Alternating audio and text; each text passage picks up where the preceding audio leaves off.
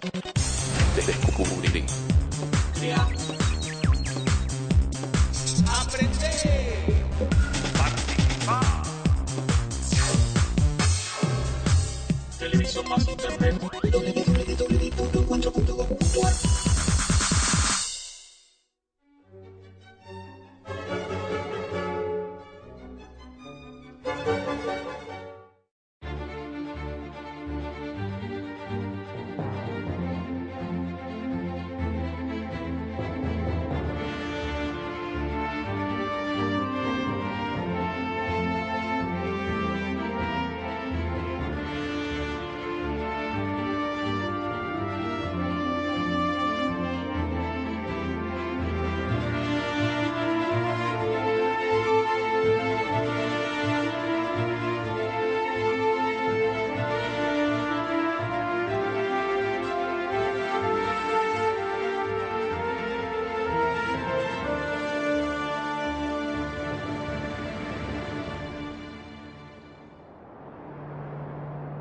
La avenida Mitre, en el barrio de Avellaneda, se encuentra repleta de manifestantes. Elevan carteles improvisados y se dan fuerza con cantos y gritos a favor de Juan Domingo Perón. Los trabajadores imparables cruzan el riachuelo como sea para llegar a Plaza de Mayo. El hombre por quien el pueblo clama es trasladado desde la isla Martín García, en donde se encuentra preso, hacia el hospital militar. Hay clima de confusión y aunque Perón ha sido obligado a renunciar a sus cargos y aparentemente está preso, realiza llamadas, recibe a políticos, a funcionarios civiles y militares y hasta lo visita una delegación obrera.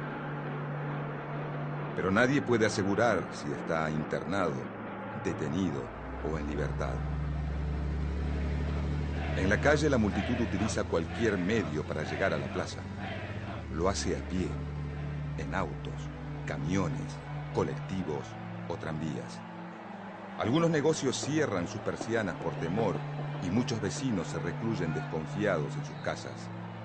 Hombres y mujeres de clase media y alta, desde los balcones porteños, sin comprender demasiado, contemplan atónitos el avance de los que muchos de ellos llaman cabecitas negras. Son en su mayoría obreros, hombres y mujeres humildes oriundos de todo el país, dispuestos a llegar al centro del poder. En la Casa de Gobierno, el presidente de la Nación, Edelmiro Farrell, y el ministro de Guerra, el general Eduardo Ábalos, reciben los continuos informes de la policía, dando cuenta del desarrollo de los acontecimientos. Con la llegada de la noche, mientras la Plaza de Mayo se ilumina con antorchas improvisadas, Perón se entrevista con Farrell en la residencia presidencial, desde donde se dirigen juntos, tras 40 minutos de reunión, a la Casa de Gobierno. La multitud que lo espera en la plaza y sus alrededores es imponente.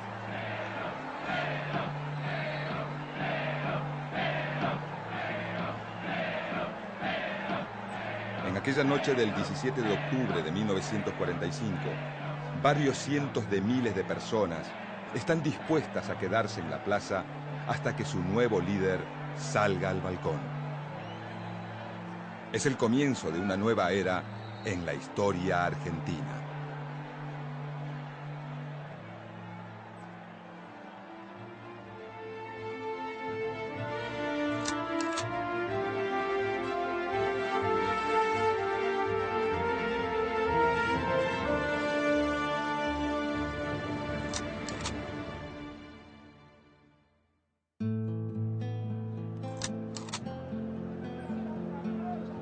La recuperación de la economía argentina, tras la gran crisis vivida en el año 30, comienza a sentirse a partir de 1933.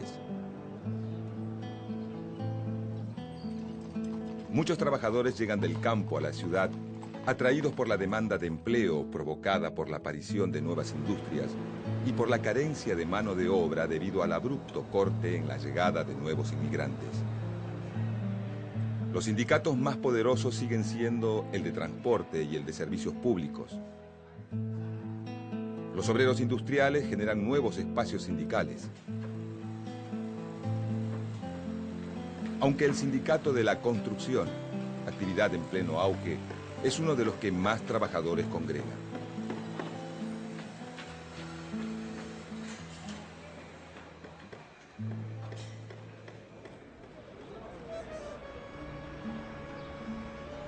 Ante las presiones sindicales, el Estado, aunque recurre a la represión para acallar las protestas de los distintos gremios, concede mejoras en algunos grupos obreros, como el sábado inglés o la indemnización por despido y las licencias por enfermedad para los empleados de comercio.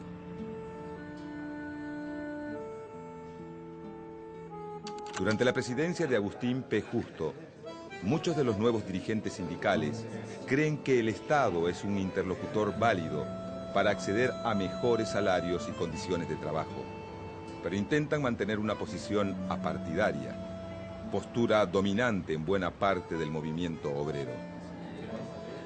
Esta tendencia denominada sindicalista es criticada por socialistas y comunistas, que reclaman mayor participación dentro de la esfera política y proponen formar un frente popular contra el régimen de Justo.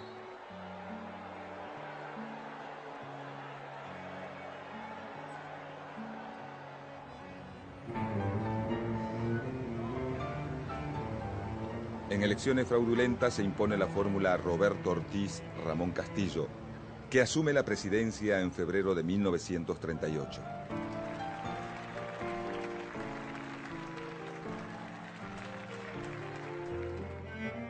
El nuevo presidente es un radical antipersonalista, pero su vice pertenece al grupo conservador más tradicional, el de los seguidores de Agustín P. Justo.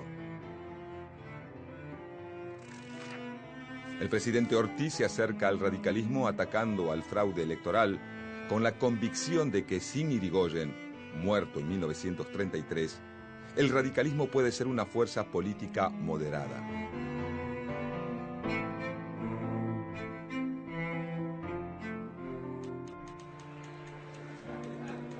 Como muestra de su deseo de respetar la voluntad popular, hace intervenir las provincias de Catamarca y Buenos Aires, donde los conservadores se habían impuesto en las elecciones, una vez más mediante el fraude.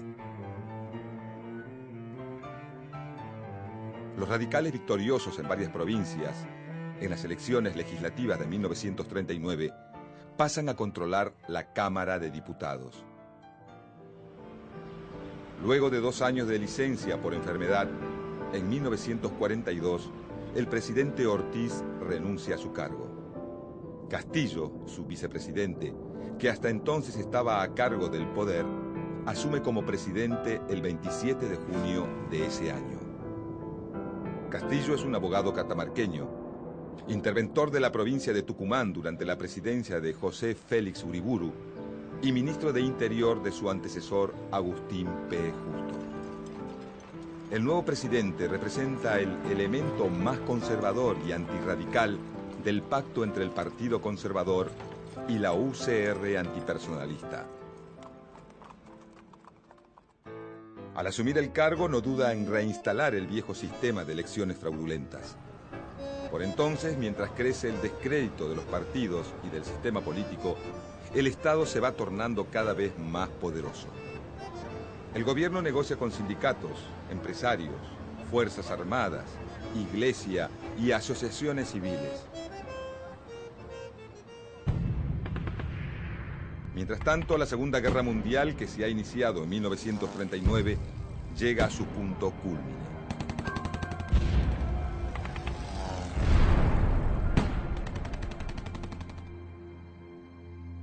La República Argentina ha declarado, como es notorio, su neutralidad frente a la actual guerra europea y ha de cumplirla estrictamente.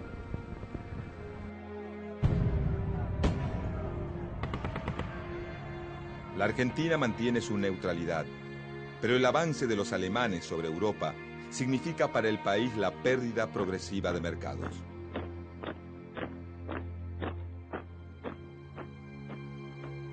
Las consecuencias para la economía argentina son importantes. Solo Gran Bretaña se sostiene como un mercado significativo. Pero por un acuerdo firmado con los británicos bajo la presidencia de Ortiz Castillo, las libras obtenidas por la venta de carne argentina deberán quedar en Londres hasta el final de la guerra. En esos años de conflagración mundial, la Argentina comienza a reemplazar las importaciones provenientes del viejo continente, llegando incluso a exportar productos manufacturados hacia otros países latinoamericanos. El progreso de la industria nacional es evidente. Pero todos se preguntan qué ocurrirá cuando la guerra llegue a su fin. Los industriales saben que su situación excepcional se debe al conflicto mundial y que cuando termine la guerra necesitarán de la protección estatal. La solución que se postula desde el Estado es el Plan Pinedo, cuyo nombre oficial es Plan de Reactivación Económica Nacional. El Plan Pinedo propone sostener solo a industrias viables, aquellas que no necesitan de materias primas importadas para funcionar y que no requieren la aplicación de medidas arancelarias para poder competir con los productos manufacturados. Para las demás industrias, que son la mayoría, no se prevé ningún tipo de protección. El plan es aprobado en el Senado, pero no llega a ser tratado en la Cámara de Diputados por el conflicto entre radicales y oficialistas. El posible cierre de fábricas y el consecuente desempleo preocupa a la Iglesia, la cual teme que el descontento social convierta a la Argentina en terreno fértil para un declarado enemigo de la religión, el comunismo. Los opositores al gobierno que acuerdan con declararle la guerra al eje, formado por Alemania, Japón e Italia, acusan al presidente Castillo de nazi y reciben fuerte apoyo de la embajada norteamericana, interesada en consolidar su liderazgo en América Latina. Castillo se niega a declarar la guerra, pero argumenta sus motivos. Argentina no puede dejar a Gran Bretaña sin los envíos de carne en medio de la lucha. Y si se le declara la guerra al eje, Alemania hundirá los barcos que transportan la carne, agravando aún más la situación inglesa. Estados Unidos le pone trabas a Argentina en la compra de armas como forma de presión para que declare la guerra al eje. Acorralado por la oposición, encabezada por la UCR, el Partido Socialista y el Partido Demócrata Progresista, Castillo se apoya en el ejército, colocándolo como un actor político fundamental en el juego del poder. Castillo crea el Instituto Geográfico Militar y fabricaciones militares,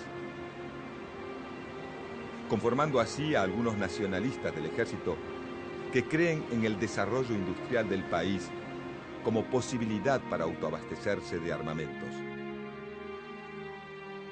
Esos nacionalistas son partidarios de una fuerte intervención estatal, capaz de representar una voluntad nacional y de imponer orden ante los cada vez más fuertes frentes populares y sindicatos combativos. Para 1943, el oficialismo y la oposición se disputan el apoyo del ejército como forma de asegurar la continuidad del régimen o de terminar con él.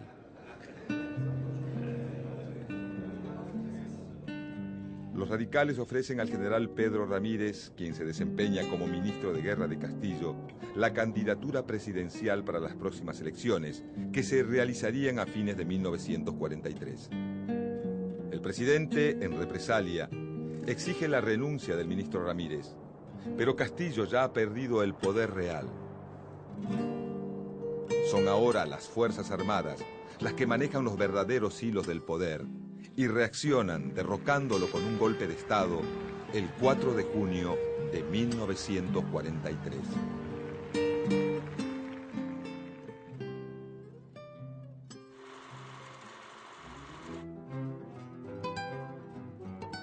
Tras el derrocamiento de Castillo, el general Arturo Rawson asume la presidencia, pero en 48 horas pierde el apoyo del ejército y renuncia.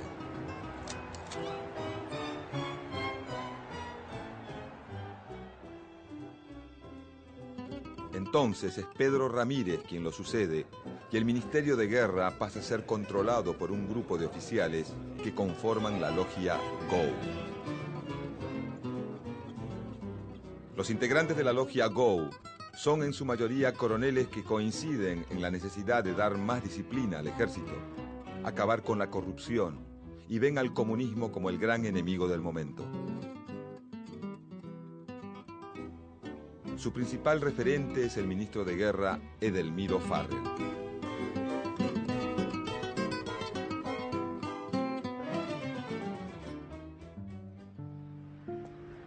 Para evitar posibles protestas sociales contra el nuevo gobierno de facto, los militares toman medidas. Intervienen la CGT, disuelven el grupo político Acción Argentina, que denuncia la acción de los nazis en el país. Proscriben el comunismo. Persiguen la acción sindical y de los partidos políticos. Intervienen las universidades, cesantean a los docentes opositores y establecen la educación religiosa en las escuelas.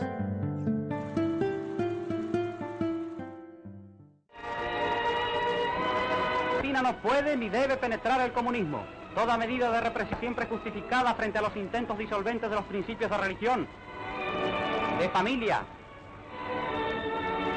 y de patria en la fraternal y progresista sociedad argentina. El argumento principal de las Fuerzas Armadas es el de evitar la instalación de un régimen comunista en la Argentina. Y para ello, cuentan con la colaboración de los viejos nacionalistas del expresidente Uriburu.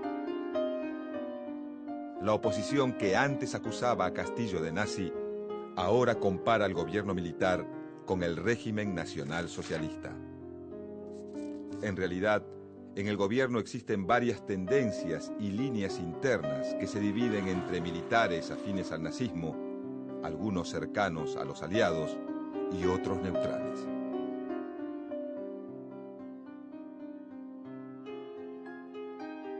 Pero Estados Unidos continúa con sus presiones y actúa sobre el gobierno de Ramírez para que le declare la guerra al eje. En 1944, Argentina, aunque no declara la guerra, sabiendo que el fin del conflicto está próximo, cede y rompe relaciones con los países que conforman este grupo. Ante esta situación, el GO impulsa el reemplazo de Ramírez, que al haber cedido a las presiones de Estados Unidos, ya no es considerado confiable, y logra que se nombre a Farrell presidente. El coronel Juan Domingo Perón es nombrado ministro de Guerra, vicepresidente y además accederá a un cargo que le resultará estratégico. Será secretario de Trabajo. Desde ese cargo se destacará por la novedosa forma de hacer política, basada en un trato personalizado con los dirigentes obreros, circunstancia que lo favorece y lo va transformando en el hombre fuerte del gobierno. Es así como construye su base de poder, buscando apoyo fundamentalmente en dos sectores: los trabajadores y los militares. Establece el control del ejército durante su paso por el Ministerio de Guerra, afianza su poder desde la vicepresidencia y tiende los lazos con los trabajadores y sus representantes desde la Secretaría de Trabajo.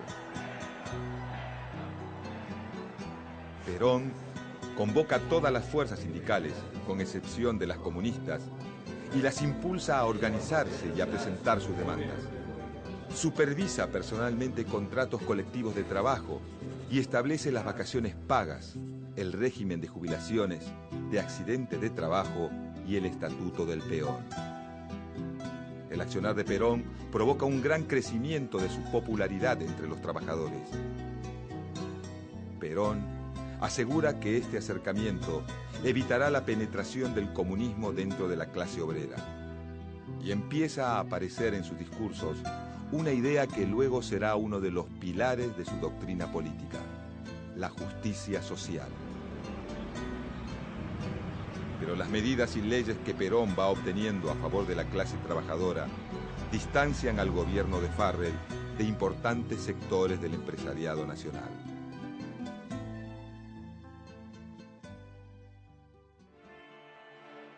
La oposición política exige la declaración de guerra y se enfrenta al gobierno militar al que acusa de nazi-fascista.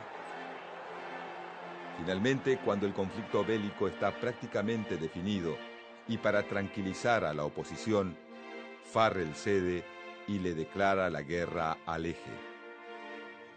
Ganando espacio en el mapa político, los partidos opositores al gobierno se alían en la Unión Democrática, donde convergen radicales, demoprogresistas, socialistas, comunistas y conservadores. Exigen la entrega del poder a la Corte Suprema y el inmediato llamado a elecciones. En junio de 1945, la situación política del gobierno militar se empieza a complicar.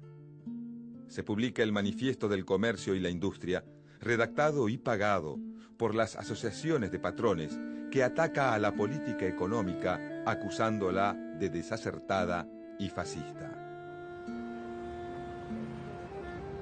En septiembre se realiza una multitudinaria marcha llamada de la Constitución y la Libertad, convocada por la Unión Democrática, que agudiza la crisis política del gobierno.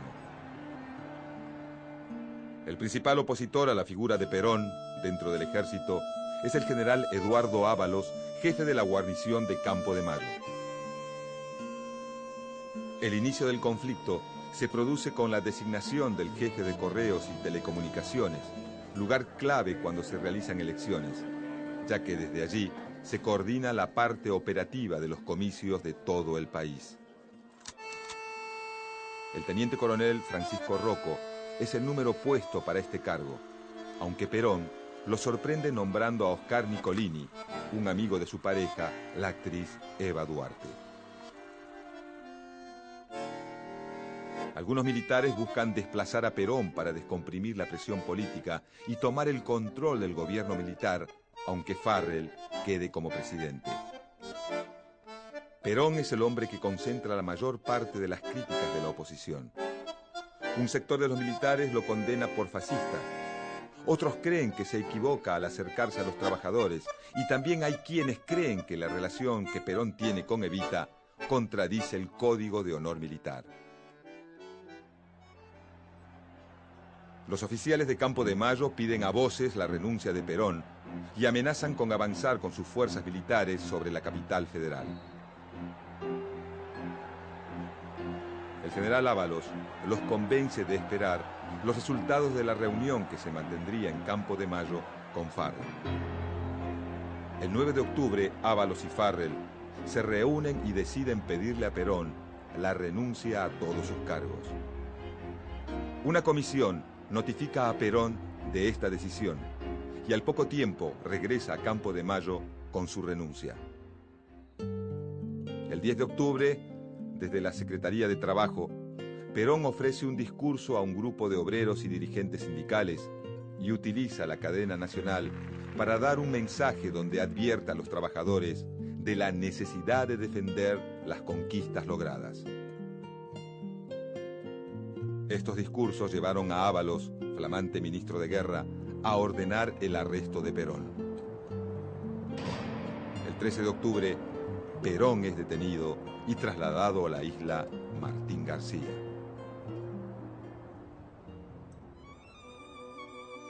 Mientras se encuentra privado de su libertad, Juan Domingo Perón le escribe una carta a su amada, la actriz Eva Duarte.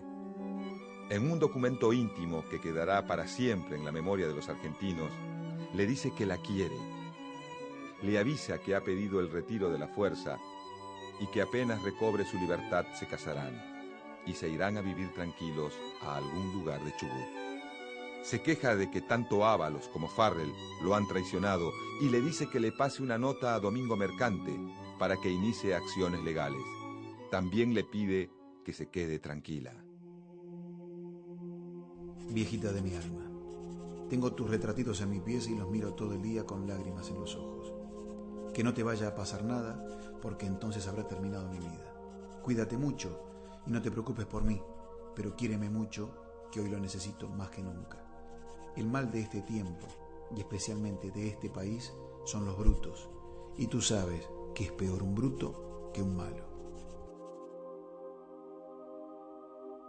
La carta está fechada 3 días antes del histórico día, el 14 de octubre de 1945. El 16 de octubre se reúne la Central General de Trabajadores, CGT, para tomar posición frente a la crisis política desatada. Exigiendo que se mantengan las conquistas sociales obtenidas en los últimos años, deciden llamar a una huelga general para el día 18. Pero nada dicen sobre la detención de Perón. Sin embargo, hay otra voz que el 17 de octubre está dispuesta a hacerse escuchar. Tanto en Buenos Aires como en Tucumán, Córdoba y Salta, los obreros se aglutinan en las puertas de sus trabajos. Son muchos los que preguntan por Perón. En algunos barrios porteños y del cono urbano, donde abundan las fábricas, comienzan las movilizaciones que claman por su nuevo líder. Juan Domingo Perón es trasladado desde la isla Martín García, en donde se encuentra preso, hacia el hospital militar. Aunque lo visitan políticos, funcionarios, militares y hasta una delegación obrera. Nadie puede asegurar si está internado, detenido o en libertad. En las calles, la muchedumbre cada vez más numerosa está decidida a llegar a Plaza de Mayo. En su mayoría son obreros, hombres y mujeres de todo el país. La policía, desbordada, no puede detener a los millares de hombres y mujeres decididos a recuperar el poder. En la Casa de Gobierno, el presidente Farrell y el ministro de Guerra Ábalos reciben los continuos informes de la policía que dan cuenta del avance de los acontecimientos y las presiones de algunos generales que exigen reprimir con el ejército a los manifestantes. Domingo Mercante, colaborador de Perón, llega a la Casa de Gobierno con una orden: dejar que se junte la mayor cantidad de gente. El ministro de Guerra Ábalos le ordena como su superior hablarle a la multitud para lograr la desconcentración. Ante el intento vano de Mercante de dar un discurso, es el mismo Ábalos quien sale al balcón para convencer a la multitud. La silbatina y el griterío son ensordecedores. Para las 5 de la tarde, el calor en la plaza es agobiante. Salvo el diario La Época, cuyo director, Eduardo Colom, apoyaba a Perón, ninguna publicación de la tarde le da importancia a los sucesos. La espontánea consigna popular de concentrarse en Plaza de Mayo es un hecho sin precedentes. Farrell se retira a la residencia presidencial y deja a cargo de la situación a su ministro de Guerra, que decide entrevistarse con Perón en el hospital militar. Tras la reunión, Ábalos se comunica con Campo de Mayo para anunciar que Perón le hablará al pueblo desde los balcones de la Casa de Gobierno. La noticia conmueve a los militares que provocaron la renuncia de Perón, pero la desconcentración por medio de la fuerza ya no es posible sin desatar una batalla campal de consecuencias inimaginables. Mientras tanto, Perón decide que es el momento indicado para actuar y parte a entrevistarse con el presidente. Tras 40 minutos de reunión, ambos se dirigen a la Casa de Gobierno. En la plaza, la noche se ilumina con miles de antorchas improvisadas.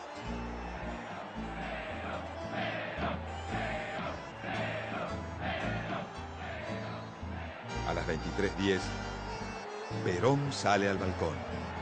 La multitud lo proclama como su nuevo líder.